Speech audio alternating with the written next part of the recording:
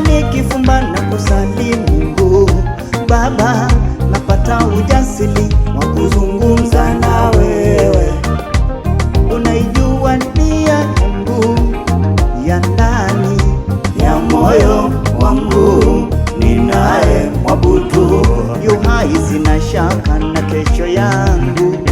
Nina ujasiri, nina imani na upendo, nina ushuhuda, nina nia, nina vyote, ila sina wasiwasi hata nisipopata leo. Mungu wangu, Mungu wangu, bado naitunza ahadi.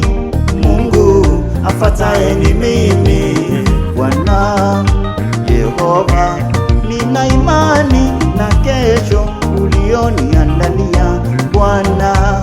Ninakuita, ninakuomba mema na baraka, usinipite kwenye kudhuru kwa afuataye ni mimi.